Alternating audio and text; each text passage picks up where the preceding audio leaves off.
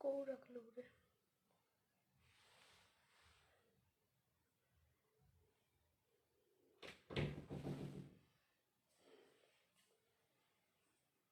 Mummy ने phone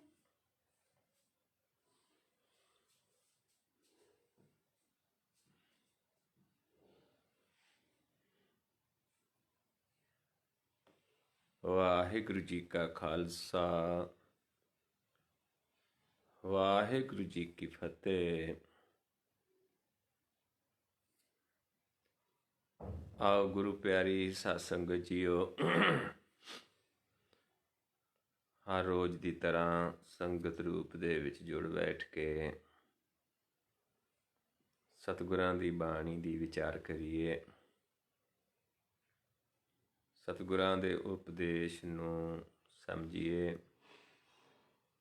ਮੰਨੀਏ, ਕਮਾਉਣ ਦੀ ਕੋਸ਼ਿਸ਼ ਕਰੀਏ। ਆਪਾਂ ਵਿਚਾਰ ਰਹੇ ਸੀ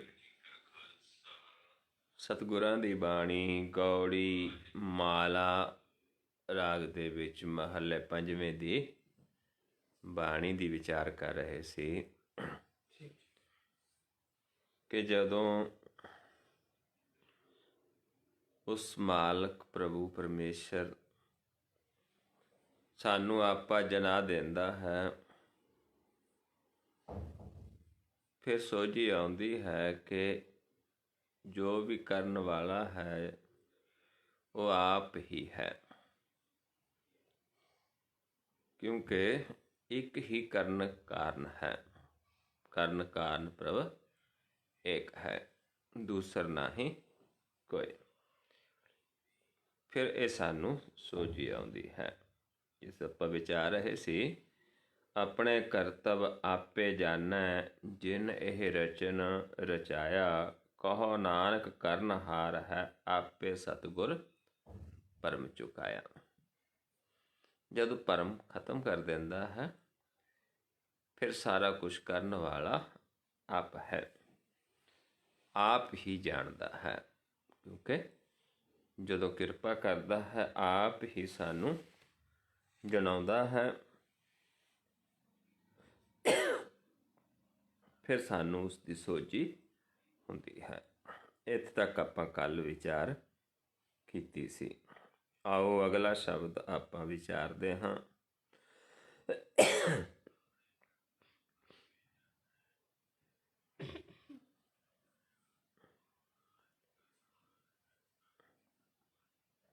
ਅਗਲਾ ਸ਼ਬਦ ਹੈ ਗੌੜੀ ਮਾਲਾ ਮਹੱਲਾ ਪੰਜਵਾਂ। ਸਮਝਾਉਂਦੇ ਨੇ, ਹਰ ਬਿਨ ਆਵਰ ਕਿਰਿਆ ਬਿਰਥੇ, ਜਪ ਤਪ ਸੰਜਮ ਕਰਮ ਕਮਾਣੇ, ਇਹ ਉਰੈ ਮੁਸੇ। ਪਰਮੇਸ਼ਰ ਦੀ ਭਗਤੀ ਤੋਂ ਬਿਨਾਂ, ਪਰਮੇਸ਼ਰ ਨੂੰ ਜਾਣਨ ਤੋਂ ਬਿਨਾਂ, ਉਸ ਦੀ ਸੇਵਾ ਤੋਂ ਬਿਨਾਂ ਜੋ ਵੀ ਆਪਾਂ ਕਰਮ ਕਰਦੇ ਹਾਂ, ਜਪ ਕਰਦੇ ਹਾਂ, ਤਪ ਕਰਦੇ ਹਾਂ, ਹੋਰ ਸੰਜਮ ਕਰਮ ਕਰਦੇ ਹਾਂ, ਇਹ ਇੱਥੇ ਹੀ ਲੁੱਟੇ ਜਾਂਦੇ ਨੇ, ਇੱਥੇ ਹੀ ਠੱਗ ਲੈਂਦੇ ਨੇ। ਕਿਉਂਕਿ ਜਿਹਨੂੰ ਮਹਾਰਾਜ ਸਮਝਾਉਂਦੇ ਨੇ, ਕਰਮ ਧਰਮ ਪਖੰਡ ਜੋ ਦੀਸੈ, ਤਿੰਨ ਜਮ ਜਗਾਤੀ ਲੁੱਟੈ। ਇੱਥੇ ਲੁੱਟੇ ਜਾਂਦੇ ਨੇ। ਨਿਰਵਾਣ ਕੀਰਤਨ ਗਾਵੋ ਕਰਤੇ ਕਾ, ਨਿਮਕ ਸਿਮਰਤ ਜਿਤ ਛੂਟੈ। ਜਿਹੜਾ ਨਿਰਵਾਣ ਪਦ ਹੈ, ਨਿਰਵਾਣ ਕੀਰਤਨ ਹੈ, ਹਰੀ ਦੇ ਨਾਮ ਨੂੰ ਧਿਆਉਣਾ ਹੈ, ਇਹਦੇ ਦੁਆਰਾ ਹੀ ਅਸੀਂ ਛੁੱਟ ਸਕਦੇ ਹਾਂ। ਇਸ ਕਰਕੇ ਸਮਝਾਉਂਦੇ ਨੇ, ਹਰ ਬਿਨ ਆਵਰ ਕਿਰਿਆ ਬਿਰਥੇ, ਜਪ ਤਪ ਸੰਜਮ ਕਰਮ ਕਮਾਣੇ, ਇਹ ਉਰੈ ਮੁਸੇ। ਵੀ ਇੱਥੇ ਹੀ ਲੁੱਟੇ ਜਾਂਦੇ ਨੇ, ਇੱਥੇ ਹੀ ਠੱਗ ਲੈਂਦੇ ਨੇ। ਇਹ ਰਹੋ ਪੰਕਤੀਆਂ ਨੇ ਸ਼ਬਦ ਦੀਆਂ। ਵਰਤ ਨੇਮ ਸੰਜਮ ਮੈਂ ਰਹਿਤਾ, ਤਿੰਨ ਕਾ ਆਡ ਨਾ ਪਾਇਆ। ਜੇ ਇੱਥੇ ਵਰਤ ਤੱਕ ਨੇਮ ਕਰ ਲਿਆ, ਸੰਜਮ ਤੱਕ ਜੀਵ ਸੀਮਤ ਹੈ, ਤੇ ਉਸ ਪ੍ਰਭੂ ਦਾ ਗਿਆਨ ਨਹੀਂ ਹੋ ਸਕਦਾ, ਉੱਥੇ ਦੀ ਸੋਝੀ ਨਹੀਂ ਹੋ ਸਕਦੀ।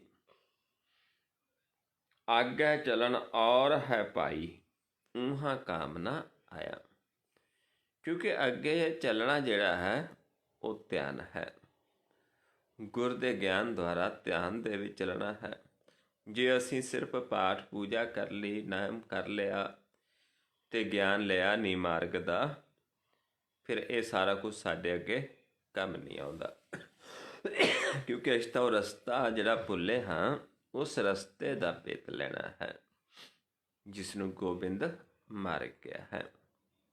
ਜੇ ਅਸੀਂ ਗੋਬਿੰਦ ਮਾਰਗ 'ਤੇ ਨਹੀਂ ਚੱਲੇ ਤੇ ਇੱਥੇ ਸਾਡਾ ਸਭ ਕੁਝ ਕੀਤਾ ਲੁੱਟ ਲੈਣਾ ਤੇ ਸਾਨੂੰ ਜਮ ਮਾਰਗ 'ਤੇ ਜਾਣਾ ਪੈ ਜਾਣਾ ਹੈ। ਇਸ ਕਰਕੇ ਸਮਝਾਉਂਦੇ ਨੇ ਵੀ ਅੱਗੇ ਜਿਹੜਾ ਚੱਲਣ ਹੈ ਉੱਥੇ ਜਪ ਤਪ ਕਰਨੇ, ਹੋਰ ਕਿਰਿਆ ਕਰਨੀ, ਇਹ ਅੱਗੇ ਕੰਮ ਨਹੀਂ ਆਉਂਦਾ। ਤੀਰਥ ਨਹਾਏ ਅਰ ਧਰਨੀ ਪਰਮਤਾ, ਆਗੈ ਠੌਰ ਨਾ ਪਾਵੈ। ਤੀਰਥਾਂ 'ਤੇ ਨਹਾਏ, ਹੋਰ ਆਲੇ ਦੁਆਲੇ ਘੁੰਮਦੇ ਫਿਰਦੇ ਰਹੇ, ਤੀਰਥਾਂ 'ਤੇ ਗਏ, ਸਾਰੀ ਧਰਤੀ 'ਤੇ ਚਾਹੇ ਭਰਮਣ ਕਰ ਲਿਆ, ਪਰ ਸਾਨੂੰ ਅੱਗੇ ਥਾਂ ਨਹੀਂ ਮਿਲਣੀ। ਦਰਗਾਹ ਦੇ ਵਿੱਚ ਇਹਨਾਂ ਦੇ ਨਾਲ ਥਾਂ ਨਹੀਂ ਮਿਲਣੀ। ਊਹਾਂ ਕਾਮ ਨ ਆਵੈ ਇਹ ਬਿਦ, ਉਹ ਲੋਗਨ ਹੀ ਪਤੀ ਆਵੈ। ਇਹ ਸਾਰਾ ਕੁਝ ਅੱਗੇ ਨਹੀਂ ਕੰਮ ਆਉਂਦਾ ਸਾਡੇ।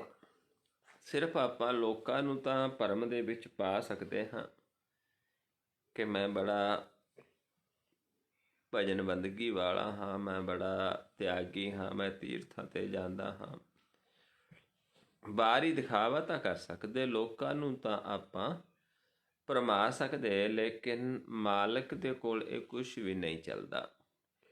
ਉੱਥੇ ਕੁਝ ਵੀ ਕੰਮ ਨਹੀਂ ਆਉਂਦਾ।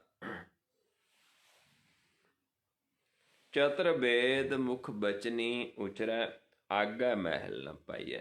ਚਾਹੇ ਚਾਰੇ ਵੇਦਾਂ ਨੂੰ ਮੁੱਖੋਂ ਉਚਾਰ ਲਈਏ, ਪੜ੍ਹ ਲਈਏ,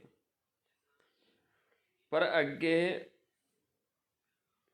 ਕੰਮ ਨਹੀਂ ਆਉਂਦਾ ਸਾਰਾ ਕੁਝ। ਮਹਿਲ ਦੇ ਵਿੱਚ ਅਸੀਂ ਨਹੀਂ ਜਾ ਸਕਦੇ, ਕਿਉਂਕਿ ਮਹਿਲ ਦੇ ਵਿੱਚ ਕੀ ਚੱਲਦਾ ਹੈ? ਗੁਰ ਦਾ ਗਿਆਨ, ਗੁਰ ਨੂੰ ਧਿਆਉਣਾ। ਬੂਝੈ ਨਾਹੀ ਏਕ ਸੁਦਾਖਰ, ਉਹ ਸਗਲੀ ਝਾਖ ਚਖਾਈਐ। ਇੱਕ ਅੱਖਰ ਦੀ ਸੋਝੀ ਨਹੀਂ ਲੈਂਦੇ, ਇੱਕ ਸ਼ਬਦ ਦਾ ਗਿਆਨ ਨਹੀਂ ਲੈਂਦੇ, ਉਸ ਨੂੰ ਬੁਝਿਆ ਨਹੀਂ ਜੋ ਬੁੱਝਣ ਦੇ ਵਿੱਚ ਆਉਂਦਾ ਹੈ, ਜਿਸ ਨੂੰ ਅਸੀਂ ਪ੍ਰਾਣਾਂ ਦੇ ਵਿੱਚ ਵਸਾ ਲੈਂਦੇ ਹਾਂ, ਜਿਸ ਨੂੰ ਆਪਾਂ ਪੜ੍ਹਦੇ ਹਾਂ, ਏਕ ਸ਼ਬਦ ਮੇਰੇ ਪ੍ਰਾਣ ਬਸਤਾ ਹੈ, ਬਹੁੜ ਜਨਮ ਨਾ ਆਵਾ। ਏਕ ਅੱਖਰ ਹਰ ਮਨ ਵਸਤ, ਨਾਨਕ ਹੋਤ ਨਿਹਾਲ। ਉਹ ਅੱਖਰ ਕਿਹੜਾ ਹੈ? ਉਹ ਅੱਖਰ ਇਹਨਾਂ ਅੱਖਰਾਂ ਦੇ ਵਿੱਚ ਨਹੀਂ ਹੈ, ਇਹਨਾਂ ਤੋਂ ਨਿਰਲੇਪ ਹੈ। ਉਸ ਅੱਖਰ ਨੂੰ ਜੇ ਅਸੀਂ ਨਹੀਂ ਸਮਝਿਆ, ਬੁਝਿਆ, ਗਿਆਨ ਨਹੀਂ ਲਿਆ, ਤੇ ਫਿਰ ਮਹਾਰਾਜ ਸਮਝਾਉਂਦੇ ਨੇ ਜੋ ਵੀ ਅਸੀਂ ਕਰਦੇ ਹਾਂ ਇੱਕ ਝੱਖ ਮਾਰਦੇ ਹਾਂ। ਝੱਖ ਮਾਰਨਾ ਹੈ, ਕਿਉਂਕਿ ਗੁਰ ਤੋਂ ਬਿਨਾਂ ਜੀਵ ਨੂੰ ਗਿਆਨ ਹੀ ਨਹੀਂ ਹੁੰਦਾ ਤੇ ਅੱਗੇ ਥਾਂ ਨਹੀਂ ਮਿਲਦੀ। ਸਿਰਫ ਸੁਣਾ ਲਿਆ, ਲੋਕਾਚਾਰੀ ਕਰ ਲਿਆ, ਇੱਕ ਝੱਖ ਮਾਰਨ ਦੇ ਬਰਾਬਰ ਹੈ। ਨਾਨਕ ਕਹਿ ਤੋ ਇਹ ਵਿਚਾਰਾ, ਜੇ ਕਮਾਵੈ ਸੋ ਪਾਰ ਗ੍ਰਾਮੀ। ਤੇ ਸਮਝਾਉਂਦੇ ਨੇ ਮਹਾਰਾਜ ਕਿ ਅਸੀਂ ਤਾਂ ਹੀ ਕਹਿੰਦੇ ਹਾਂ, ਨਾਨਕ ਤਾਂ ਹੀ ਕਹਿੰਦਾ ਹੈ, ਤੱਤ ਦੀ ਵਿਚਾਰ ਜਿਹੜੀ ਹੈ ਕਿ ਜੇ ਕੋਈ ਕਮਾਵੇਗਾ ਉਸੇ ਨੂੰ ਹੀ ਉਹੀ ਪਾਰਗ੍ਰਾਮੀ ਹੋ ਸਕਦਾ ਹੈ, ਉਹੀ ਉਸ ਮਾਲਕ ਦੀ ਦਰਗਾਹ ਦਾ ਵਾਸੀ ਬਣ ਸਕਦਾ ਹੈ ਜੇ ਕਮਾਵੇਗਾ। ਕੀ ਕਮਾਉਣਾ ਹੈ? ਗੁਰ ਸੇਵੋ ਅਰ ਨਾਮ ਧਿਆਵੋ, ਤਿਆਗੋ ਮਨੋ ਗੁਮਾਨੀ। ਆਪਣੇ ਮਨ ਦਾ ਅਹੰਕਾਰ ਛੱਡਣਾ ਹੈ। ਮਨ ਪ੍ਰਕਾਸ਼ ਰੂਪ ਹੋਏਗਾ ਗੁਰ ਦੀ ਸੇਵਾ ਦੇ ਨਾਲ, ਨਾਮ ਧਿਆਉਣ ਦੇ ਨਾਲ। ਜੇ ਜੀਵ ਗੁਰ ਦੀ ਸੇਵਾ ਕਰੂਗਾ, ਨਾਮ ਨੂੰ ਧਿਆਏਗਾ ਤੇ ਹਉਮੈ ਨੂੰ ਖਤਮ ਕਰ ਦੇਗਾ, ਜੇ ਇਹ ਕਮਾਏਗਾ ਫਿਰ ਹੀ ਅੱਗੇ ਜਾ ਕੇ ਉਸ ਨੂੰ ਥਾਂ ਮਿਲਦਾ ਹੈ, ਫਿਰ ਹੀ ਦਰਗਾਹ ਦਾ ਵਾਸੀ ਬਣ ਸਕਦਾ ਹੈ। ਨਹੀਂ ਜਿੰਨਾ ਮਰਜ਼ੀ ਆਪਾਂ ਇਸ ਕਿਰਿਆ ਨੂੰ ਛੱਡ ਕੇ, ਪਰਮੇਸ਼ਰ ਦੀ ਭਗਤੀ ਨੂੰ ਛੱਡ ਕੇ ਜੋ ਮਰਜ਼ੀ ਕਰ ਲਈਏ, ਅੱਗੇ ਸਾਡੇ ਕੰਮ ਨਹੀਂ ਆਉਂਦਾ। ਕਿਉਂਕਿ ਆਪਾਂ ਦੇਖਦੇ ਹਾਂ ਸੰਸਾਰ ਇੱਥੇ ਤੱਕ ਸੀਮਤ ਹੈ। ਪੜ੍ਹ ਲਿਆ, ਗਾ ਲਿਆ, ਸੁਣ ਲਿਆ, ਧਿਆਇਆ ਨਹੀਂ, ਜਦ ਕਿ ਪਰਮੇਸ਼ਰ ਸਿਰਫ ਧਿਆਉਣ ਦੇ ਵਿੱਚ ਹੈ। ਜਿਹੜੇ ਨਾਮ ਨੂੰ ਧਿਆਉਂਦੇ ਨੇ ਉਹੀ ਮੁਸ਼ੱਕਤ ਘਾਲ ਕੇ ਜਾਂਦੇ ਨੇ, ਉਹਨਾਂ ਦੇ ਮੁਖ ਉਜਲ ਹੁੰਦੇ ਨੇ।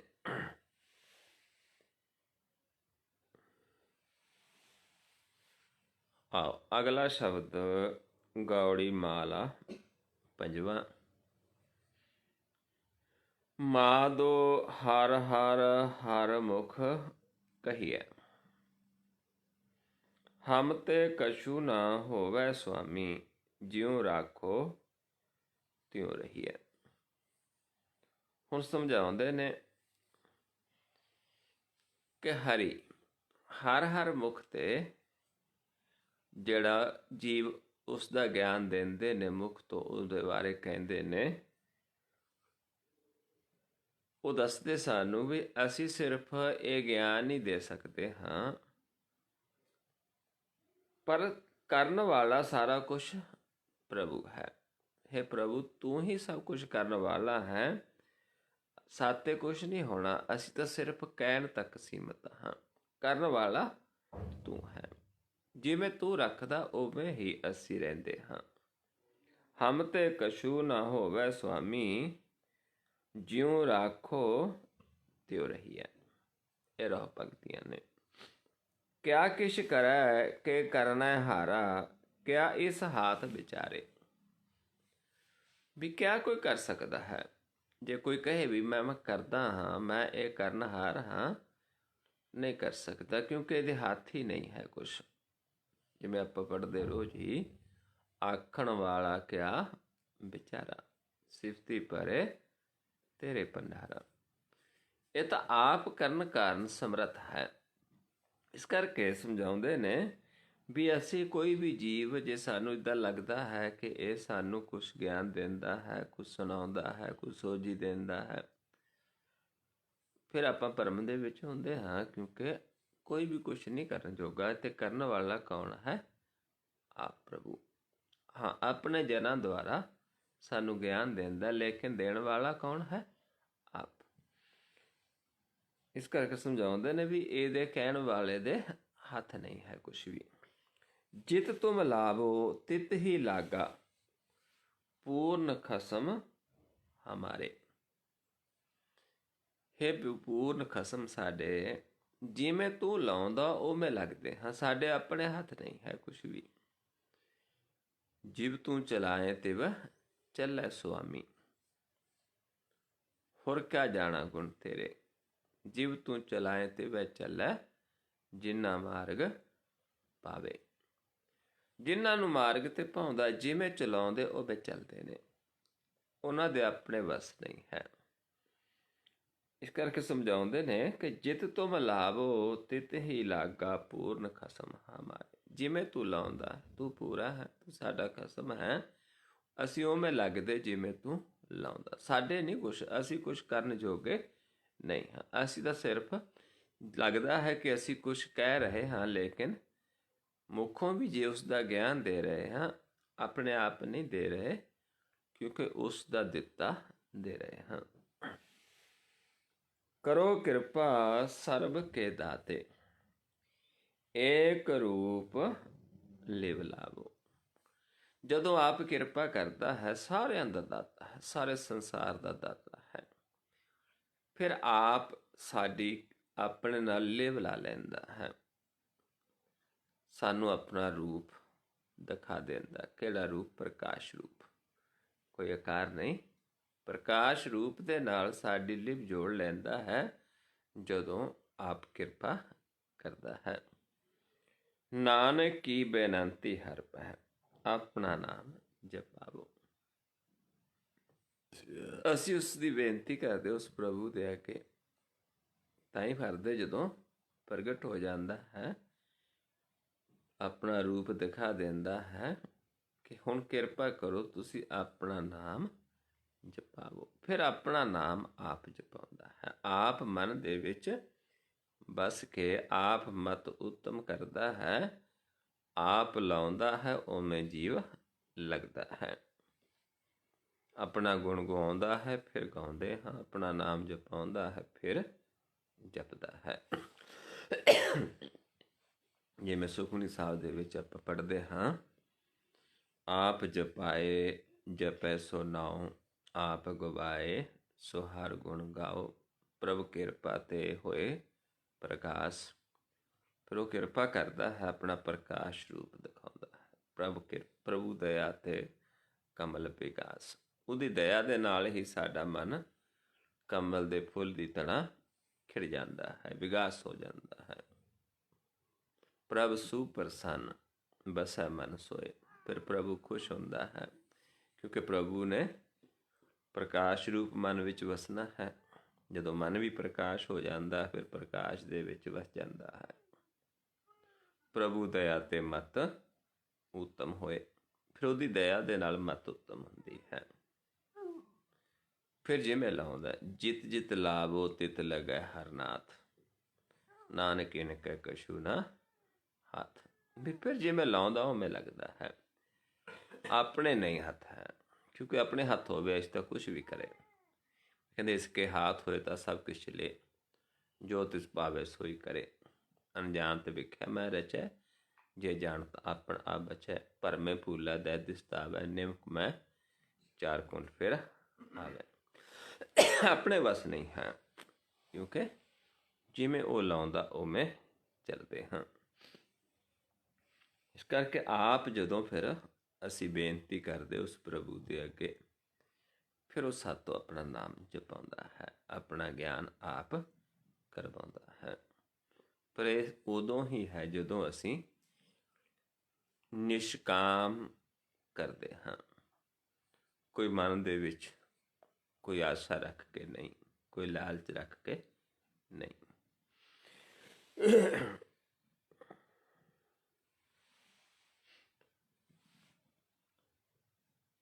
ਆਓ ਅਗਲਾ ਸ਼ਬਦ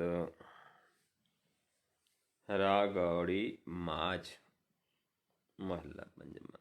ਅੱਗੇ ਮਾਝ ਆ ਗਿਆ, ਰਾਗੌੜੀ ਮਾਝ। ਇੱਕ ਓੰਕਾਰ ਸਤਿਗੁਰ ਪ੍ਰਸਾਦ।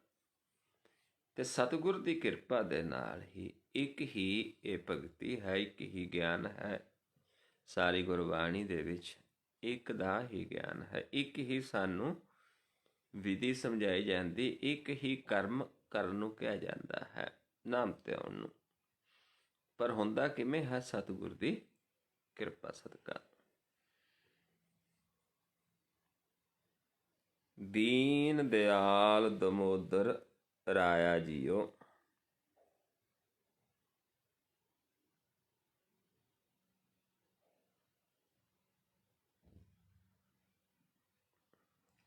ਇਹਦੇ ਵਿੱਚ ਰਹੋ ਪੰਕਤੀਆਂ ਨਹੀਂ ਹੈਗੀਆਂ, ਰਹੋ ਸ਼ਬਦ ਨਹੀਂ ਆ ਰਿਹਾ ਇਹਦੇ ਵਿੱਚ। ਦੀਨ ਦਿਆਲ ਦਮੋਦਰ ਰਾਇਆ ਜੀਓ, ਕੋਟ ਜਨਾ ਕਰ ਸੇਵ ਲਗਾਇਆ ਜੀਓ। ਦਿਆਲੂ ਹੈ, ਕਿਰਪਾਲੂ ਹੈ, ਦੀਨਾ ਤੇ ਤਰਸ ਕਰਨ ਵਾਲਾ ਆਪ ਮਾਲਕ ਹੈ, ਪਾਤਸ਼ਾਹ ਹੈ। ਤੇ ਕਰੋੜਾਂ ਜੀਵਾਂ ਨੂੰ, ਇੱਕ ਨਹੀਂ ਕਰੋੜਾਂ ਨੂੰ ਸੇਵਾ ਦੇ ਵਿੱਚ ਲਾ ਲੈਂਦਾ ਹੈ। ਕੋਟ ਜਨਾ ਕਰ ਸੇਵ ਲਗਾਇਆ ਜੀਓ, ਭਗਤ ਬਛਲ ਤੇਰਾ ਬਿਰਦ ਰਖਾਇਆ ਜੀਓ। ਤੇ ਇਹ ਤੇਰਾ ਬਿਰਦ ਹੈ, ਇਹ ਤੇਰਾ ਸੁਭਾਅ ਹੈ, ਇਹ ਤੇਰੇ ਗੁਣ ਹੈ ਕਿ ਤੂੰ ਆਪਣੇ ਬਿਰਦਾਂ ਦਾ, ਆਪਣੇ ਦਾਸਾਂ ਦਾ, ਭਗਤਾਂ ਦਾ ਤੂੰ ਆਪ ਰੱਖਿਆ ਕਰਦਾ ਹੈ। ਆਪ ਉਹਨਾਂ ਦੀ ਰੱਖਦਾ, ਜੁਗਾਂ ਤੋਂ ਆਇਆ ਹੈ ਤੇ ਅੱਗੇ ਵੀ ਰੱਖਦਾ ਹੈ। ਹਰ ਜੁਗ ਜੁਗ ਭਗਤੋ ਪਾਇਆ, ਪੈਜ ਰੱਖਦਾ ਆਇਆ ਰਾਮ ਰਾਜੇ। ਭਗਤ ਪੈਦਾ ਵੀ ਕੀਤੇ, ਉਹਨਾਂ ਦੇ ਰੱਖਦਾ ਵੀ ਆਇਆ ਜੁਗਾਂ ਤੋਂ। ਪੂਰਨ ਸਾਬਨੀ ਜਾਈ ਜੀਓ, ਤੇ ਤੂੰ ਹਰ ਥਾਂ ਤੇ ਪੂਰਨ ਹੈ। ਕੋਈ ਐਸੀ ਜਗ੍ਹਾ ਨਹੀਂ ਜਿੱਥੇ ਤੂੰ ਨਹੀਂ ਹੈ। ਕਿਉਂ ਪੇਖਾਂ ਪ੍ਰੀਤਮ ਕਵਣ ਸੁਕਰਨੀ ਜੀਓ। ਹੁਣ ਉਹ ਪ੍ਰਭੂ ਨੂੰ ਕਿਵੇਂ ਦੇਖੀਏ, ਦਰਸ਼ਨ ਕਰੀਏ। ਉਹ ਕਿਹੜੀ ਕਰਨੀ ਹੈ, ਕਿਹੜੀ ਸ਼ੁਭ ਕਰਨੀ ਹੈ ਜਿਹਦੇ ਨਾਲ ਆਪਾਂ ਉਸ ਪ੍ਰਭੂ ਨੂੰ ਦੇਖ ਸਕਦੇ ਹਾਂ। ਕਿਉਂ ਪੇਖਾਂ ਪ੍ਰੀਤਮ ਕਵਣ ਸੁਕਰਨੀ ਜੀਓ। ਸੰਤਾ ਦਾਸੀ ਸੇਵਾ ਚਰਨੀ ਜੀਓ। ਤੇ ਅੱਗੇ ਦੱਸ ਦਿੱਤਾ ਕਿ ਜਿਹੜੇ ਉਹਦੇ ਸੰਤ ਨੇ, ਉਹਦੇ ਦਾਸ ਨੇ, ਉਹਨਾਂ ਦਾ ਸੰਗ ਕਰਕੇ, ਉਹਨਾਂ ਦੇ ਬਚਨਾਂ ਦੁਆਰਾ ਉਸ ਨੂੰ ਦੇਖ ਸਕਦੇ ਹਾਂ। ਉਹਨਾਂ ਦੀ ਸੇਵਾ ਕੀ ਹੁੰਦੀ ਕਿ ਉਹਨਾਂ ਦੇ ਨਾਲ ਨਾਮ ਧਿਆ ਸਕਦੇ ਹਾਂ। ਸੰਤਾਂ ਦੀ ਸੇਵਾ ਨਾਮ ਧਿਆਉਣਾ, ਉਹਨਾਂ ਤੋਂ ਗੁਰ ਲੈ ਕੇ ਨਾਮ ਨੂੰ ਧਿਆਉਣਾ। ਇਹ ਸੰਤਾਂ ਦੀ ਦਾਸਪਣਾ ਕਰਨਾ, ਇਹ ਸੰਤਾਂ ਦੀ ਸੇਵਾ ਕਰਨਾ ਹੈ। ਇਹ ਸੰਤਾਂ ਦੇ ਬਚਨਾਂ ਨਾਲ ਜੁੜਨਾ ਹੀ ਚਰਨਾਂ ਨਾਲ ਜੁੜਨਾ ਹੈ। ਇਹ ਜਿਉ ਬਤਾਈ ਬਲ ਬਲ ਜਾਈ ਜੀਓ।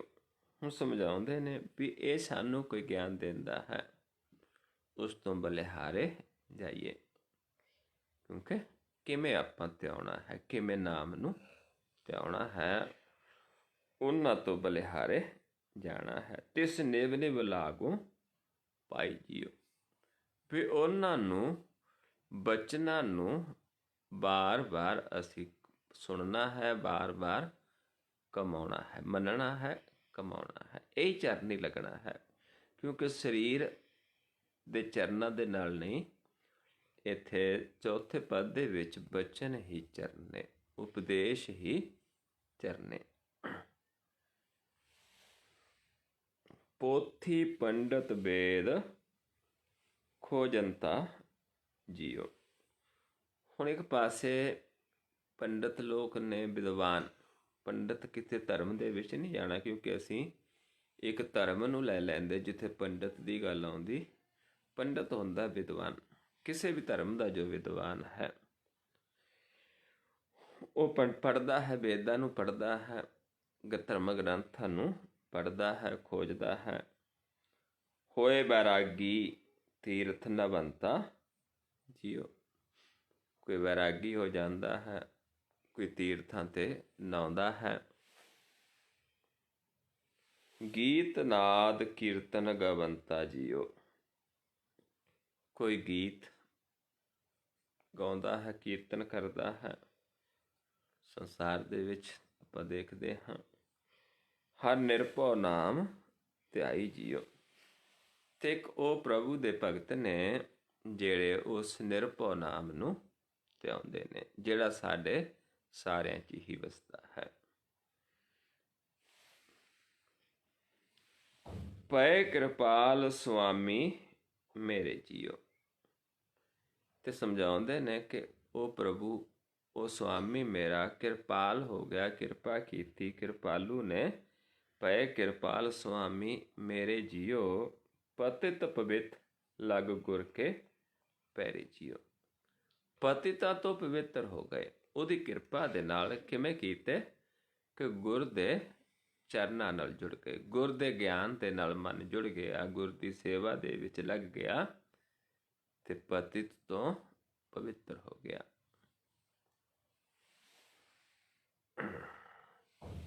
ਭਰਮ ਭਉ ਕਾਟ ਕੀਏ ਨਿਰਵੈਰੇ ਜੀਓ। ਤੇ ਗੁਰ ਦੀ ਚਰਨੀ ਲੱਗਣ ਦੇ ਨਾਲ ਭਰਮ ਖਤਮ ਹੋ ਗਏ, ਭੈ ਖਤਮ ਹੋ ਗਿਆ ਤੇ ਵੈਰ ਵੀ ਖਤਮ ਹੋ ਗਿਆ। ਕਿਉਂਕਿ ਪਰਮੇਸ਼ਰ ਵੀ ਨਿਰਭਉ ਹੈ, ਨਿਰਵੈਰ ਹੈ। ਉਸ ਦੇ ਗਿਆਨ ਦੁਆਰਾ ਮਨ ਵੀ ਨਿਰਭਉ ਹੋ ਜਾਂਦਾ ਹੈ, ਨਿਰਵੈਰ ਹੋ ਜਾਂਦਾ ਹੈ। ਗੁਰ ਮਨ ਕੀ ਆਸ ਪੁਰਾਈ ਜੀਓ। ਗੁਰ ਨੇ ਮਨ ਦੀ ਆਸਾ ਪੂਰੀ ਕਰ ਦਿੱਤੀ, ਭੈ ਭਰਮ ਦੂਰ ਕਰ ਦਿੱਤਾ, ਬੈਰ ਵਿਰੋਧ ਤੋਂ ਛੁਡਾ ਦਿੱਤਾ ਤੇ ਪਤਿਤਾਂ ਨੂੰ ਪਵਿੱਤ ਕਰ ਦਿੱਤਾ। ਜਿਨ ਨੌ ਪਾਇਆ ਸੋ ਧਨਵੰਤਾ ਜੀਓ। ਹੁਣ ਧਨਵੰਤਾ ਗੁਰਬਾਣੀ ਅਨੁਸਾਰ ਕੌਣ ਹੈ? ਜਿਹਨੇ ਨਾਮ ਨੂੰ ਪ੍ਰਾਪਤ ਕਰ ਲਿਆ। ਇਸ ਸੰਸਾਰ ਦੇ ਵਿੱਚ ਧਨ ਦੌਲਤ ਵਾਲਾ, ਜਿਸ ਦੇ ਕੋਲ ਬਹੁਤਾ ਧਨ ਦੌਲਤ ਆ, ਉਸਨੂੰ ਆਪਾਂ ਧਨਵੰਤ ਕਹਿ ਦਿੰਦੇ ਹਾਂ।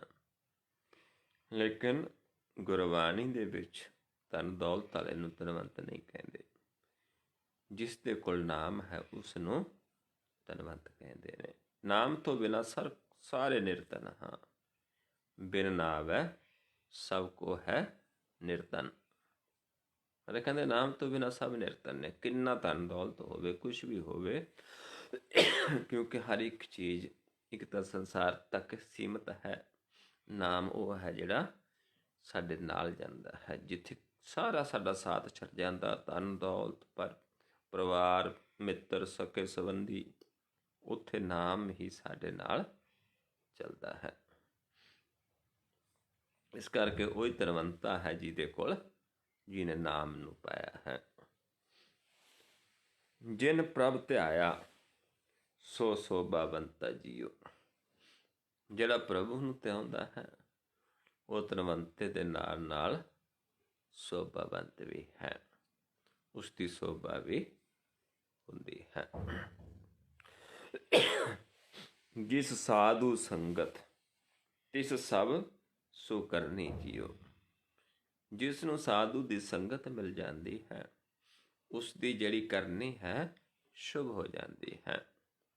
ਕਿਉਂਕਿ ਉਸ ਨੂੰ ਉਸ ਪ੍ਰਭੂ ਦੇ ਨਾਲ, ਪ੍ਰਭੂ ਨੂੰ ਧਿਆਉਣ ਦਾ, ਨਾਮ ਨੂੰ ਧਿਆਉਣ ਦਾ ਫਿਰ ਗਿਆਨ ਹੁੰਦਾ ਹੈ। ਉਹ ਧਿਆਉਂਦਾ ਕਿਸ ਨੂੰ ਹੈ? ਨਾਮ ਨੂੰ। ਇਸ ਕਰਕੇ ਉਹ ਕਰਨੀ ਜਿਹੜੀ ਉਸਦੀ ਸੁਕਰਨੀ ਬਣ ਜਾਂਦੀ ਹੈ, ਸ਼ੁਭ ਕਰਨੀ ਬਣ ਜਾਂਦੀ, ਸ੍ਰੇਸ਼ਟ ਕਰਨੀ ਬਣ ਜਾਂਦੀ ਹੈ। ਜਨ ਨਾਨਕ ਸਹਿਜ ਸਮਾਈ ਜੀਓ। ਜਨ ਨੇ ਜਿਹੜੇ ਉਹ ਸਹਿਜ ਸਮਾਏ ਨੇ, ਉਹਨਾਂ ਦੀ ਸੰਗਤ ਕਰਕੇ ਮਨ ਨਾਮ ਨੂੰ ਪ੍ਰਾਪਤ ਕਰ ਲੈਂਦਾ ਹੈ ਤੇ ਉਸ ਪ੍ਰਭੂ ਦੇ ਦਰਸ਼ਨ ਕਰ ਲੈਂਦਾ ਹੈ, ਜਿਸ ਦੇ ਦਰਸ਼ਨਾਂ ਦੇ ਵਾਸਤੇ ਆਪਾਂ ਨੂੰ ਇਹ ਮਨੁੱਖਾ ਦੇਹੀ ਪ੍ਰਾਪਤ ਹੋਈ ਹੈ।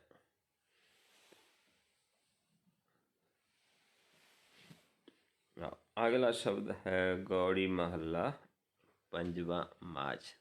ਇਹ ਵੀ ਗੌੜੀ ਮਾਝ ਰਾਗ ਹੈ। ਆਓ ਹਮਾਰਾ RAM ਪਿਆਰੇ ਜੀਓ, ਰਹਿਣ ਦਿਨਸ ਸਾਸ ਸਾਸ ਚਿਤਾਰੇ ਜੀਓ।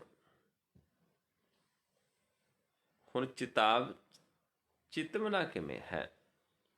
ਕਿਵੇਂ ਅਸੀਂ ਚਿਤ ਸਕਦੇ ਹਾਂ, ਚਿਤਵਨਾ ਕਰ ਸਕਦੇ ਹਾਂ ਉਸ ਦੀ?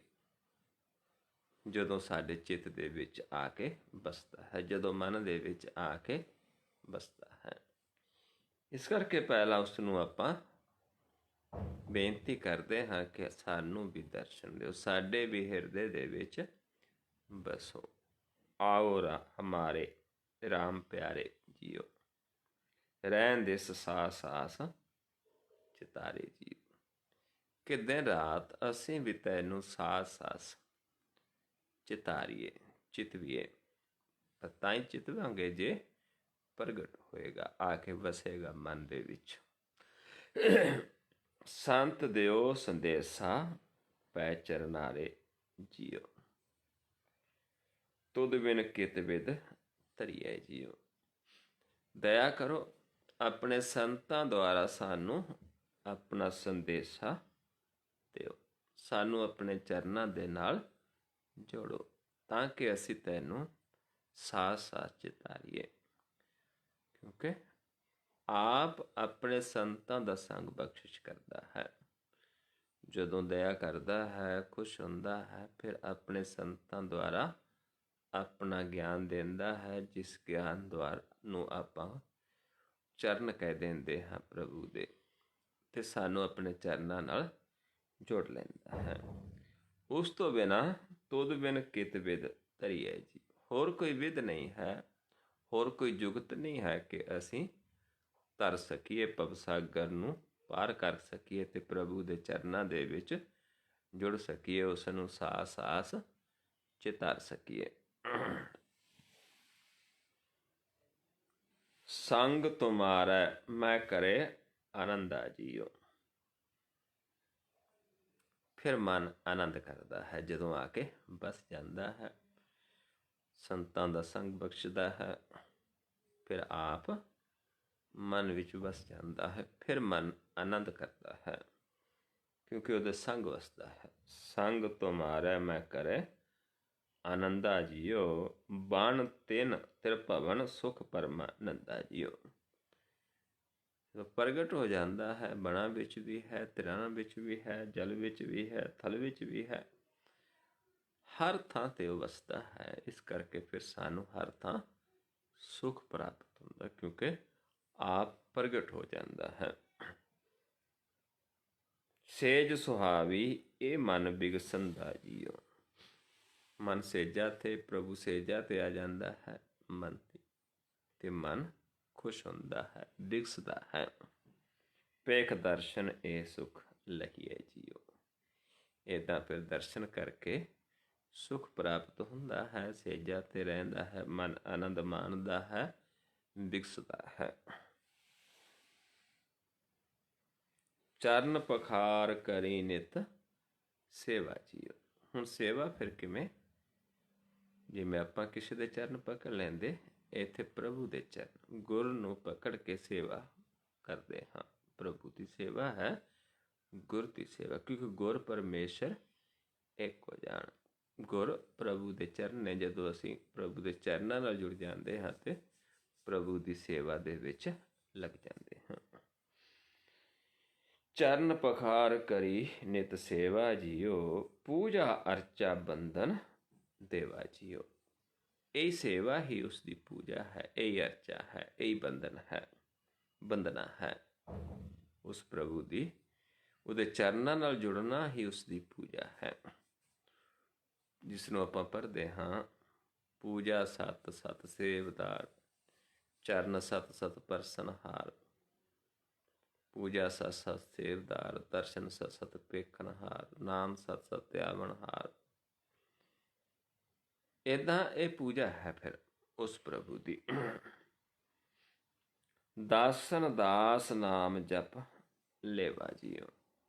ਉਸ ਪ੍ਰਭੂ ਦੇ ਦਾਸ, ਦਾਸਾਂ ਦੇ ਦਾਸ ਬਣ ਕੇ ਨਾਮ ਦਾ ਸੋਝੀ ਆ ਜਾਂਦੀ ਹੈ, ਕਿਉਂਕਿ ਪ੍ਰਭੂ ਆਪਣੇ ਦਾਸਾਂ ਦੁਆਰਾ ਸਾਨੂੰ ਗਿਆਨ ਦਿੰਦਾ ਹੈ ਤੇ ਆਪਾਂ ਉਹਦੇ ਗਿਆਨ ਨਾਲ ਜੁੜ ਕੇ ਪ੍ਰਭੂ ਨੂੰ ਜਾਣ ਲੈਂਦੇ ਹਾਂ, ਉਸ ਨੂੰ ਜਪ ਲੈਂਦੇ ਹਾਂ। ਬਿਨੋ ਠਾਕੁਰ ਪੈ ਕਹੀਏ ਜੀਓ। ਜਦੋਂ ਉਸ ਪ੍ਰਭੂ ਦੇ ਚਰਨਾਂ 'ਚ ਬੇਨਤੀ ਕਰਦੇ ਹਾਂ, ਫਿਰ ਆਪ ਆਪਣੇ ਦਾਸਾਂ ਦਾ ਸੰਗ ਦੇ ਕੇ ਆਪ ਸਾਨੂੰ ਆਨੰਦ ਬਖਸ਼ਿਸ਼ ਕਰਦਾ ਹੈ। ਇਛ ਪੁੰਨੀ ਮੇਰੀ ਮਨ ਤਨ ਹਰਿਆ ਜੀਓ। ਇਛ ਪੂਰੀ ਕਰਦਾ ਹੈ, ਮਨ ਤਨ ਹਰਿਆ ਹੋ ਜਾਂਦਾ ਹੈ। ਦਰਸ਼ਨ ਪੇਖਤ ਸਭ ਦੁੱਖ ਪਰ ਹਰਿਆ ਜੀਓ। ਦਰਸ਼ਨ ਕਰਨ ਦੇ ਨਾਲ ਸਾਰੇ ਦੁੱਖ ਖਤਮ ਹੋ ਜਾਂਦੇ ਨੇ। ਹਰ ਹਰ ਨਾਮ ਜਪੇ ਜਪ ਤਰਿਆ ਜੀਓ। ਹਰੀ ਦਾ ਨਾਮ ਜਪਣ ਦੇ ਨਾਲ ਤਰ ਜਾਂਦਾ ਹੈ। ਕਦੋਂ? ਜਦੋਂ ਜੀਵ ਜਿਹੜੇ ਜਪਦੇ ਨੇ, ਜਿਹੜੇ ਤਰੇ ਨੇ। ਜਪਦਾ ਕੌਣ ਹੈ? ਜਿਹੜਾ ਤਰਿਆ ਹੈ। ਜਿਵੇਂ ਤੈਰਨਾ ਹੈ, ਜਿਹੜਾ ਤਾਰੂ ਹੈ ਉਹ ਦੂਜੇ ਨੂੰ ਤੈਰਨਾ ਸਿਖਾਉਂਦਾ ਹੈ। ਇੱਦਾਂ ਹੀ ਇੱਥੇ ਵੀ ਗੁਰ ਦਾ ਗਿਆਨ ਦੁਆਰਾ ਆਪਾਂ ਭਵਸਾਗਰ ਨੂੰ ਤਰਨਾ ਹੁੰਦਾ ਹੈ ਤੇ ਉਹ ਹੀ ਤਰਦਾ ਹੈ ਜਿਹੜਾ ਫਿਰ ਸੰਗਤ ਕਰਕੇ ਸ਼ਬਦ ਦੇ ਪਿੱਛੇ ਸੁਰਤ ਜੋੜਦਾ ਹੈ ਤੇ ਉਹਦੇ ਜਨ ਉਹਦਾ ਗਿਆਨ ਦਿੰਦੇ ਨੇ। ਸੁਰਤ ਸ਼ਬਦ ਭਵਸਾਗਰ ਤਰੀਏ, ਨਾਨਕ ਨਾਮ ਬਖਾਣੇ। ਇਹ ਅਜਰ ਨਾਨਕ ਸੁਖ ਸਹੀਐ ਜੀਓ। ਹੁਣ ਇਹ ਫਿਰ ਸੁੱਖ ਸਾਨੂੰ ਪ੍ਰਾਪਤ ਹੋ ਜਾਂਦਾ ਹੈ, ਜਿਹੜਾ ਅਜਰ ਹੈ,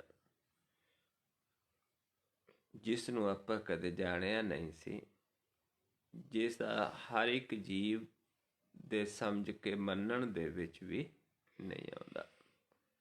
ਪਰ ਉਹ ਸੁੱਖ ਨੂੰ ਮਾਣਦਾ ਹੈ ਉਹ ਜੀਵ ਜਿਹੜਾ ਫਿਰ ਸ਼ਬਦ ਦੇ ਵਿੱਚ ਸਮਝਾਇਆ ਹੈ ਕਿ ਜਿਹੜਾ ਬੇਨਤੀ ਕਰਦਾ ਹੈ ਕਿ ਆਓ ਸਾਡੇ ਹਿਰਦੇ ਦੇ ਵਿੱਚ ਬਸੋ, ਅਸੀਂ ਤੈਨੂੰ ਸਾਸ ਸਾਸ ਚਿਤਾਰੀਏ, ਅਸੀਂ ਤੇਰੇ ਨਾਲ ਆਨੰਦ ਮਾਣੀਏ, ਸਾਡੀ ਸੇਜਾ 'ਤੇ ਆਓ ਅਸੀਂ ਸੁਖੀ ਹੋਈਏ, ਆਨੰਦ ਮਾਣੀਏ। ਫਿਰ ਮਾਲਕ ਦਇਆ ਕਰਦਾ ਹੈ, ਕਿਉਂਕਿ ਜਿਹੀ ਜੀ ਸਾਡੀ ਆਸ਼ਾ ਹੈ, ਜਿਹੀ ਜੀ ਸਾਡੀ ਆਸ਼ਾ ਮਨਸਾ ਹੈ, ਉਹ ਜਿਹਾ ਸਾਨੂੰ ਉਹ ਫਲ ਦਿੰਦਾ ਹੈ ਜੋ ਅਸੀਂ ਮੰਗਦੇ ਹਾਂ, ਜੋ ਸਾਡੇ ਮਨ ਦੇ ਵਿੱਚ ਹੈ। ਮੁੱਖੋਂ ਕਹਿਣ ਦੇ ਨਾਲ ਗੱਲ ਨਹੀਂ ਬਣਦੀ, ਜੋ ਜੀ ਦੇ ਮਨ ਦੇ ਵਿੱਚ ਹੈ। ਮਾਰਾ ਕਹਿੰਦੇ ਜੋ ਜੀ ਹੋਏ ਸੋ ਉਗਵੈ, ਮੂੰਹ ਕਾ ਕਹਿਆ ਬਾਉ।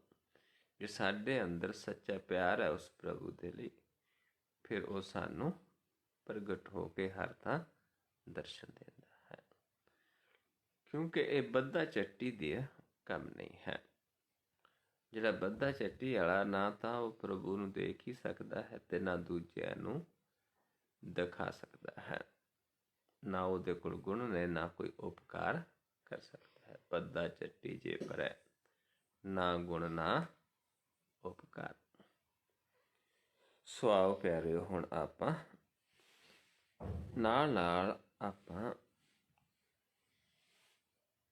ਇਸ ਨੂੰ ਕਮਾਉਣਾ ਹੁੰਦਾ ਹੈ। ਕਿਉਂਕਿ ਬਾਣੀ ਕਿਉਂ ਲਿਖੀ? ਬਾਣੀ ਇਸ ਕਰਕੇ ਨਹੀਂ ਲਿਖੀ ਕਿ ਆਪਾਂ ਸਿਰਫ ਇਸ ਨੂੰ ਪੜ੍ਹ ਲਈਏ, ਗਾ ਲਈਏ। ਬਾਣੀ ਇਸ ਕਰਕੇ ਲਿਖੀ ਹੈ ਕਿ ਅਸੀਂ ਇਸ ਨੂੰ ਕਮਾਈਏ, ਕਿਉਂਕਿ ਕਮਾਉਣ ਦੇ ਨਾਲ ਨਿਹਾਲ ਹੋਣਾ ਹੈ। ਗਾਵਤ ਸੁਣਤ ਕਮਾਵਤ ਨਿਹਾਲ। ਜੁੜਨਾ ਕਿਵੇਂ ਹੈ ਉਸ ਪ੍ਰਭੂ ਦੇ ਨਾਲ? ਕਿਸ ਨੇ ਜੁੜਨਾ ਹੈ? ਮਨ ਨੇ। ਮਨ ਜੋ ਮਾਲਕ ਦੀ ਅਸੀਂ ਅੰਸ਼ ਹਾਂ, ਸਾਨੂੰ ਉਸ ਪ੍ਰਭੂ ਨੇ ਇਸ ਸਰੀਰ ਦੇ ਵਿੱਚ ਜੋ 5 ਤੱਤਾਂ ਦਾ ਬਣਿਆ ਹੈ, ਜਿਸ ਦੇ ਵਿੱਚ ਹੱਡੀਆਂ, ਮਾਸ, ਨਾੜਾਂ, ਗੰਦਗੀ ਰੱਖੀ ਹੈ, ਇਸ ਦੇ ਵਿੱਚ ਸਾਡੀ ਜੋਤ ਨੂੰ, ਜੋ ਮਨ ਜੋਤ ਹੈ, ਸਰੀਰ ਦੇ ਸਭ ਤੋਂ ਉਤਲੇ ਸਥਾਨ 'ਤੇ ਰੱਖਿਆ ਹੈ, ਜਿੱਥੇ ਸਿਰਫ ਪ੍ਰਕਾਸ਼ ਹੀ ਵਸਦਾ ਹੈ, ਜੋਤ ਹੀ ਹੈ, ਹੋਰ ਨਹੀਂ ਹੈ। ਜਿਸ ਪੁਆਇੰਟ 'ਤੇ ਸਾਨੂੰ ਬਿਠਾਇਆ ਹੈ ਸਾਡੇ ਨੇਤਰਾਂ ਦੇ ਵਿੱਚ, ਉੱਥੇ ਅਸੀਂ ਆਉਂਦੇ ਹਾਂ, ਪਾਉਣ 'ਚ ਮਿਲ ਕੇ ਨੇਤਰਾਂ 'ਚ ਬੈਠਦੇ ਹਾਂ, ਤੇ ਰਾਤ ਸਵੇਰੇ ਤੇ ਰਾਤ ਨੂੰ ਪਾਉਣ ਨੂੰ ਛੱਡ ਦਿੰਦੇ ਹਾਂ ਤੇ ਸੁੰਨ ਮੰਡਲ 'ਚ ਚਲੇ ਜਾਂਦੇ ਹਾਂ। ਫਿਰ ਸਵੇਰੇ ਆਉਂਦੇ ਹਾਂ, ਪਾਉਣ 'ਚ ਮਿਲਦੇ ਹਾਂ, ਮਨ ਨੇਤਰਾਂ 'ਚ ਬੈਠ ਜਾਂਦਾ ਹੈ, ਸੰਸਾਰ ਨੂੰ ਦੇਖਦਾ ਹੈ ਤੇ ਆਪਣੇ ਕਰਮ ਨੂੰ ਭੁੱਲ ਜਾਂਦਾ ਹੈ। ਪਰ ਜਦੋਂ ਅਸੀਂ ਗਿਆਨ ਲੈ ਲੈਂਦੇ ਹਾਂ, ਫਿਰ ਅਸੀਂ ਉਵੇਂ ਹੀ ਫਿਰ ਆਉਂਦੇ ਹਾਂ, ਰੋਜ਼ ਪਾਉਣ 'ਚ ਮਿਲਦੇ ਹਾਂ, ਲੇਕਿਨ ਫਿਰ ਉਸ ਮਾਲਕ ਨੂੰ ਸਾਹਮਣੇ ਦੇਖਦੇ ਹਾਂ। ਕਰਮੀ ਆਵੇ ਕੱਪੜਾ ਨਦਰੀ ਮੋਖ ਦੁਆਰ। ਤੇ ਜਦੋਂ ਕਰਮ ਇਹ ਕੱਪੜੇ ਨੂੰ ਪਹਿਨਦਾ ਹੈ ਮਨ ਆ ਕੇ, ਤੇ ਸਾਹਮਣੇ ਕਿਸ ਨੂੰ ਦੇਖਦਾ ਹੈ? ਪ੍ਰਭੂ ਨੂੰ, ਮਾਲਕ ਨੂੰ, ਮੁਕਤੀ ਦੇ ਦੁਆਰੇ ਨੂੰ। ਨਾਨਕ ਇਹ ਬਜਾਣੀਐ ਸਭ ਆਪੇ ਸੱਚਾ, ਥਾਪਿਆ ਨਾ ਜਾਏ, ਕੀਤਾ ਨਾ ਹੋਏ, ਆਪੇ ਆਪ ਨਿਰੰਜਨ ਸੋਏ। ਫਿਰ ਉਸ ਮਾਲਕ ਦੀ ਸੇਵਾ ਕਰਦਾ ਹੈ ਜਿਹੜਾ ਥਾਪਿਆ ਨਹੀਂ ਜਾਂਦਾ, ਜਿਹੜਾ ਕਿਸੇ ਦਾ ਕੀਤਾ ਨਹੀਂ, ਜਿਹੜਾ ਆਪ ਨੇ ਆਪ ਪੈਦਾ ਹੋਇਆ ਹੈ। ਜਿਨ ਸੇਵਿਆ ਤਿਨ ਪਾਇਆ ਮਾਨ, ਨਾਨਕ ਗਾਵੀਐ ਗੁਣੀ। ਜਿਹੜਾ ਉਹਦੀ ਸੇਵਾ ਕਰਦਾ, ਮਾਣ ਮਿਲਦਾ ਹੈ, ਫਿਰ ਉਹਦੇ ਗੁਣਾਂ ਨੂੰ ਗਾਉਂਦਾ ਹੈ।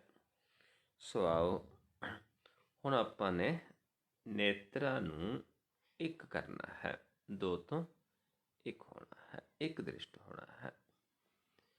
ਕਿਵੇਂ ਹੋਣਾ ਹੈ? ਕਿਵੇਂ ਸਾਨੂੰ ਪਤਾ ਚੱਲੇ ਕਿ ਅਸੀਂ ਇੱਕ ਦ੍ਰਿਸ਼ਟ ਹਾਂ ਜਾਂ 2 ਦ੍ਰਿਸ਼ਟ ਹਾਂ? ਅਸੀਂ ਆਪਣੀ ਦ੍ਰਿਸ਼ਟੀ ਨੂੰ ਇਸ ਪੁਆਇੰਟ ਤੇ ਫੋਕਸ ਕਰ ਲੈਣਾ ਹੈ, ਇਸ ਪੁਆਇੰਟ ਤੇ ਦੇਖਣਾ ਹੈ, ਦੋਨਾਂ ਨੂੰ ਇੱਕ ਪੁਆਇੰਟ ਤੇ ਇੱਥੇ ਧਿਆਨ ਲਾ ਕੇ ਦੇਖਣਾ ਹੁੰਦਾ ਹੈ ਕਿ ਸਾਨੂੰ ਨੱਕ ਦਿਸਦਾ ਜਾਂ ਨਹੀਂ ਦਿਸਦਾ। ਜੇ ਦਿਸਦਾ ਹੈ ਫਿਰ ਅਸੀਂ ਦੋ ਦ੍ਰਿਸ਼ਟ ਦੇ ਵਿੱਚ ਹਾਂ, ਜੇ ਨਹੀਂ ਦਿਸਦਾ ਇੱਕ ਦ੍ਰਿਸ਼ਟ ਹਾਂ। ਜੇ ਨਹੀਂ ਦਿਸ ਰਿਹਾ ਇੱਕ ਦ੍ਰਿਸ਼ਟ ਹਾਂ, ਜੇ ਦਿਸਦਾ ਹੈ ਦੋ ਦ੍ਰਿਸ਼ਟ ਹਾਂ। ਫਿਰ ਆਪਾਂ ਦੇਖਣਾ ਹੈ ਜੇ ਦੋ ਦ੍ਰਿਸ਼ਟ ਦੇ ਵਿੱਚ ਹਾਂ ਨੱਕ ਦਿਸਦਾ ਹੈ, ਕਿਸ ਪਾਸੇ ਸਾਡਾ ਧਿਆਨ ਜ਼ਿਆਦਾ ਹੈ, ਸੱਜੇ ਹੈ, ਖੱਬੇ ਹੈ ਜਾਂ ਵਿਚਾਲੇ ਹੈ, ਕਿਉਂਕਿ ਸੱਜੇ ਤਮੋਗੁਣ ਹੈ, ਇਸ ਪਾਸੇ ਤਮੋਗੁਣ ਹੈ। ਜੇ ਨੱਕ ਸਿਰਫ ਇਸ ਪਾਸਿਓਂ ਦਿਸਦਾ ਸਾਨੂੰ, ਸਾਡਾ ਧਿਆਨ ਤਮੋਗੁਣ ਤੇ ਹੈ। ਜੇ ਇਸ ਪਾਸੇ ਹੈ, ਖੱਬੇ ਪਾਸਿਓਂ ਦਿਸਦਾ ਹੈ, ਫਿਰ ਰਜੋਗੁਣੀ ਹੈ। ਜੇ ਵਿਚਾਲੇ ਦਿਸਦਾ ਹੈ ਦੁਵੱਲੇ ਤੋਂ, ਫਿਰ ਸਤੋਗੁਣ ਤੇ ਹਾਂ। ਇੱਥੋਂ ਫਿਰ ਆਪਾਂ ਅੱਗੇ ਚੱਲਣਾ ਹੁੰਦਾ ਹੈ ਗੁਰ ਦੇ ਗਿਆਨ ਦੁਆਰਾ, ਅੱਗੇ ਸ਼ਬਦ ਦੁਆਰਾ ਸੁਰਤੀ ਨੂੰ ਚਲਾਉਣਾ ਹੈ। ਪਹਿਲਾਂ ਆਪਾਂ ਇਸ ਪੁਆਇੰਟ ਤੇ ਆ ਗਏ, ਇੱਥੋਂ ਫਿਰ ਆਵਾਜ਼ ਦੇਵਾਂਗੇ ਕਿ ਤੁਸੀਂ ਧਿਆਨ ਸਾਹਮਣੇ ਲੈ ਕੇ ਆਓ। ਇੱਥੋਂ ਫਿਰ ਆਪਾਂ ਧਿਆਨ ਸਾਹਮਣੇ ਦੇਖਣਾ ਹੈ।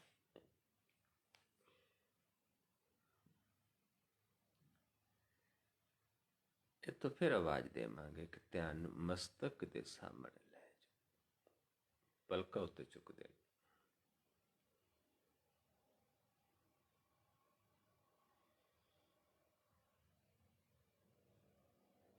ਫਿਰ ਜਦੋਂ ਕਵਾਂਗੇ ਸਾਹਮਣੇ ਵਾਪਸ, ਫਿਰ ਸਾਹਮਣੇ, ਫਿਰ ਜਦੋਂ ਕਵਾਂਗੇ ਸਮ ਕਰਕੇ ਦੇਖੋ, ਫਿਰ ਦ੍ਰਿਸ਼ਟੀ ਨੂੰ ਇੱਥੇ ਫੋਕਸ ਕਰਕੇ ਫਿਰ ਆਪਣੇ ਆਪ ਨੂੰ ਦੇਖਣਾ ਹੈ, ਆਪਣੇ ਪ੍ਰਕਾਸ਼ ਰੂਪ ਨੂੰ ਦੇਖਣਾ ਹੈ। ਜੇ ਕੋਈ ਨਵਾਂ ਜੀਵ ਜਿਸ ਨੂੰ ਨੱਕ ਦਿਸਦਾ ਸੀ, ਉਸਨੇ ਦੇਖਣਾ ਹੈ ਕਿ ਦਿਸ ਨੂੰ ਹਟ ਗਿਆ, ਫਿਰ ਇੱਕ ਦ੍ਰਿਸ਼ਟ ਹੋ ਗਿਆ। ਜੇ ਨਹੀਂ ਹਟਿਆ ਫਿਰ ਇੱਕ ਦ੍ਰਿਸ਼ਟ ਨਹੀਂ ਹੋਇਆ। ਜੇ ਕੋਈ ਐਸਾ ਜੀਵ ਹੈ ਜਿਸ ਨੂੰ ਵਾਰ-ਵਾਰ ਕਰਨ 'ਤੇ ਵੀ ਇੱਕ ਦ੍ਰਿਸ਼ਟ ਨਹੀਂ ਹੁੰਦਾ, ਉਹ ਕਾਲ ਕਰ ਸਕਦਾ ਹੈ ਤੇ ਸਮਝ ਸਕਦੇ ਹਾਂ, ਕਿਉਂਕਿ ਹੋ ਸਕਦਾ ਉਸ ਨੂੰ ਨਹੀਂ ਸਮਝ ਲੱਗਦਾ। ਉਹ ਵੀਡੀਓ ਕਾਲ ਕਰ ਸਕਦਾ ਹੈ, ਨੰਬਰ ਦਿੱਤੇ ਨੇ, ਤੇ ਫਿਰ ਆਪਾਂ ਸਮਝ ਸਕਦੇ ਹਾਂ। ਲੇਕਿਨ ਆਪਾਂ ਇੱਕ ਦ੍ਰਿਸ਼ਟ ਹੋ ਕੇ ਧਿਆਉਣਾ ਹੈ। ਸੋ ਆਓ ਸਮ ਕਰੀਏ। ਪਹਿਲਾਂ ਦ੍ਰਿਸ਼ਟੀ ਨੂੰ ਇੱਥੇ ਫੋਕਸ ਕਰਕੇ ਆਪਣੇ ਆਪ ਨੂੰ ਦੇਖੋ।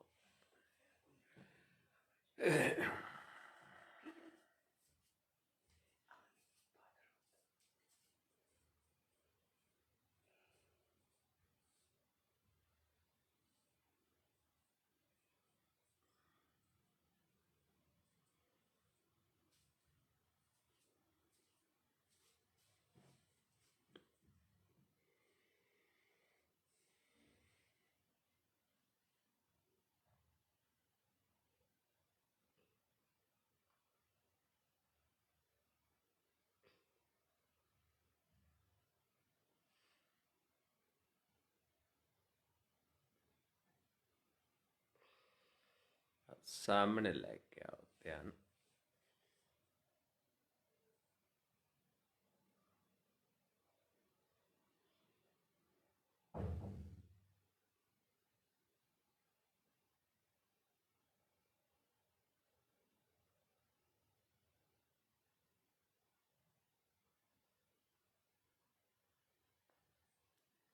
ਮਸਤਕ ਦੇ ਸਾਹਮਣੇ ਲੈ ਜਾਓ ਧਿਆਨ, ਪਲਕਾਂ ਉੱਤੇ ਚੁੱਕ ਦਿਓ।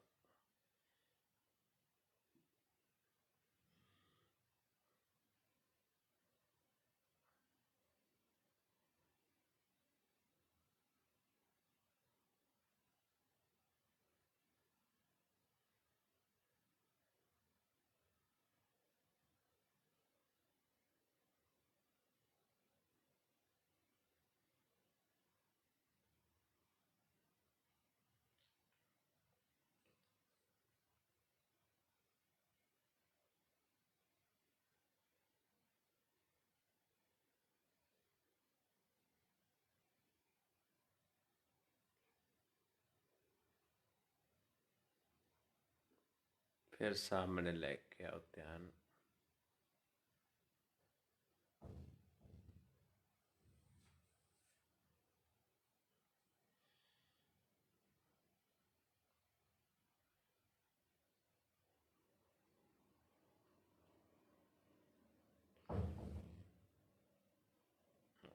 फिर सम करके देखो अपने आप ਨੂੰ।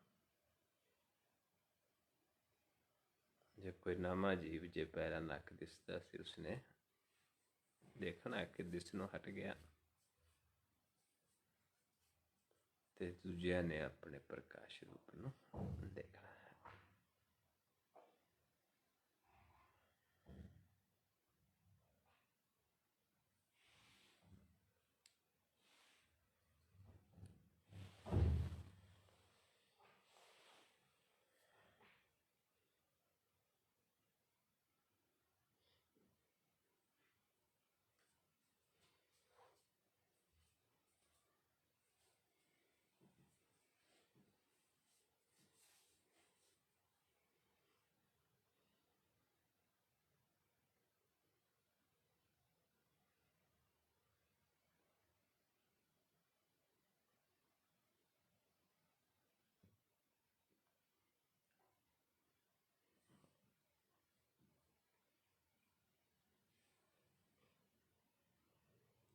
ਨੀਚੇ ਲੈ ਜੋ ਧਿਆਨ ਹੁਣ, ਜੋ ਵੀ ਥੱਲੇ ਵਿਸ਼ੇ ਜਿੱਥੇ ਆਪਾਂ ਬੈਠੇ ਚਾਦਰ ਜੋ ਵੀ ਹੈ ਉਸ ਤੋਂ ਥੋੜਾ ਉੱਪਰ ਬਿਲਕੁਲ ਰਿਲੈਕਸ ਦੇਖਣਾ ਹੈ, ਧਿਆਨ ਢਿੱਲਾ ਛੱਡ ਕੇ। ਇੱਥੇ ਸਾਨੂੰ ਇੱਕ ਪ੍ਰਕਾਸ਼ ਦੀ ਹਲਚਲ ਅਨੁਭਵ ਹੋਣੀ ਸ਼ੁਰੂ ਹੋਏਗੀ, ਜਿਵੇਂ ਪਾਣੀ ਦੀਆਂ ਲਹਿਰਾਂ ਹੁੰਦੀਆਂ ਇੱਦਾਂ ਪ੍ਰਕਾਸ਼ ਦੀ ਹਲਚਲ ਸ਼ੁਰੂ ਹੋ ਜਾਏਗੀ, ਅਨੁਭਵ ਹੋਣੀ। ਜਿਹੜੇ ਨਵੇਂ ਜੀਵ ਨੇ, ਜਿਹੜੇ ਪਹਿਲਾਂ ਤੇ ਆਉਂਦੇ ਨੇ, ਉਹਨਾਂ ਨੂੰ ਇੱਕ ਸਥਿਰ ਪ੍ਰਕਾਸ਼ ਦਿਸਦਾ ਹੈ, ਕਿਉਂਕਿ ਜਿਉਂ-ਜਿਉਂ ਸਾਡੇ ਮਨ ਦੀ ਅਵਸਥਾ ਸਥਿਰ ਹੁੰਦੀ ਜਾਂਦੀ ਹੈ ਤੇ ਉਦੋਂ ਫਿਰ ਸਾਨੂੰ ਇੱਕ ਚਮਕ ਹੀ ਨਜ਼ਰ ਆਉਂਦੀ ਹੈ। ਜਿੰਨਾ ਕੁ ਆਪਣਾ ਮੁੱਖ ਪ੍ਰਕਾਸ਼ ਹੁੰਦਾ ਜਾਂਦਾ ਹੈ ਉਵੇਂ ਹੀ ਸਾਨੂੰ ਪ੍ਰਕਾਸ਼ ਅਨੁਭਵ ਹੁੰਦਾ ਜਾਂਦਾ ਹੈ।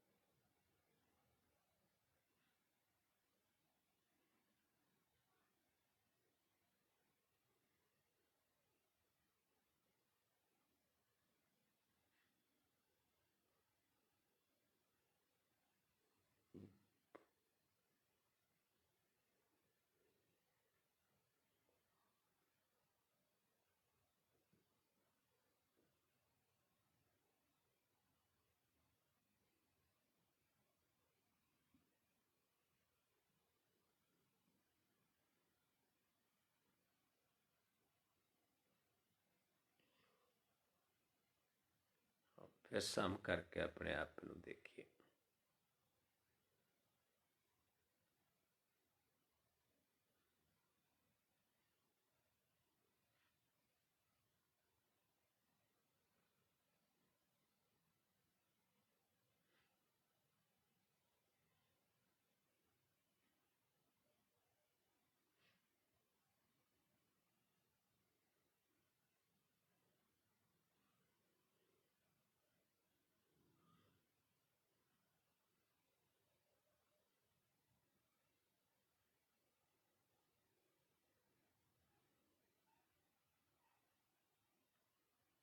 फिर नीचे लाए जो ध्यान,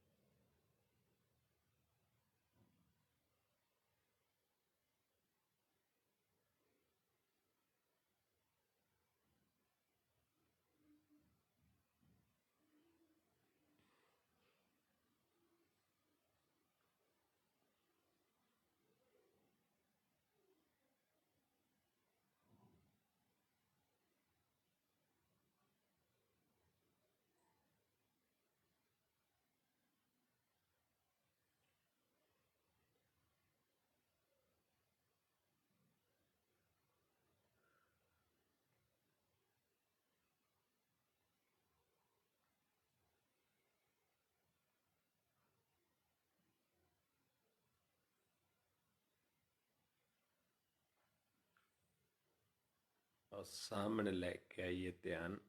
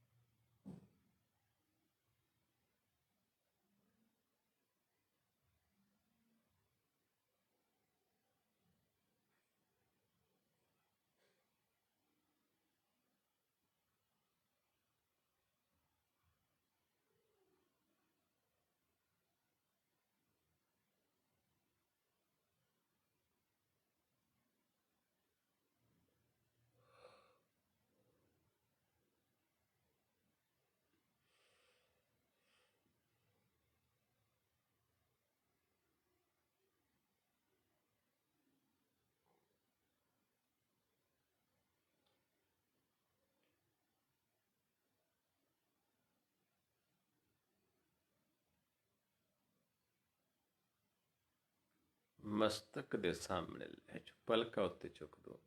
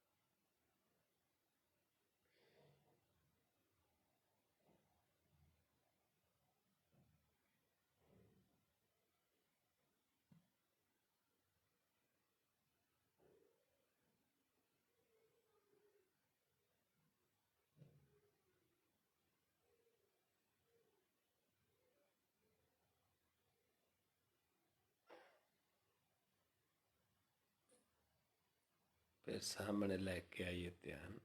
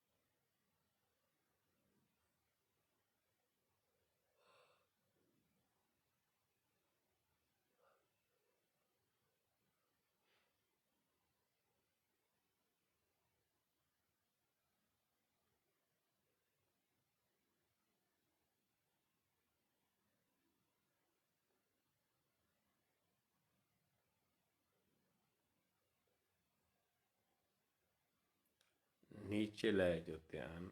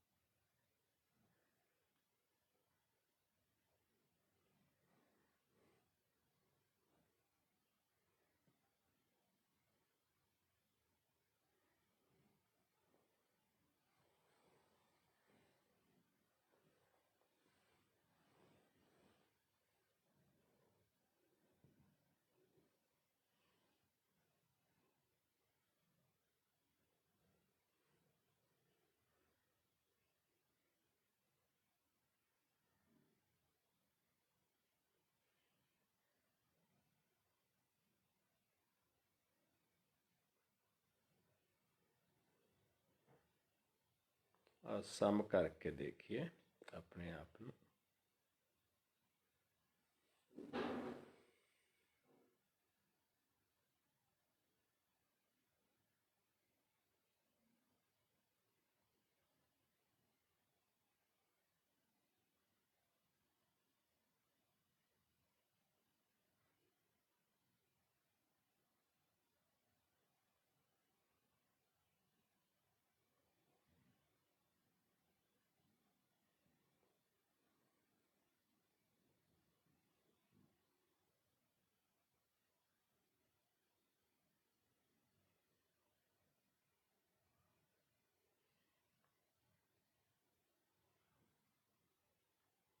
वाहिगुरु जी का खालसा वाहिगुरु जी की फतेह। सो गुरमुख प्यारे हो, इस तरीके दे नाल आपां अपने नेत्रां दा शिकार करना है, नेत्रां नूं संतोखना है, परमेश्वर दे पै दे विच रहना है। जदों साडा शिकार हो गया ते मालिक साडे सामने प्रगट हो जाता है, सानू अपने बना लैंदा है। इस करके पै दे विच रहना है, क्योंकि पै ते बिना प्यार नहीं पैंदा ते प्यार तो बिना भगती नहीं होती।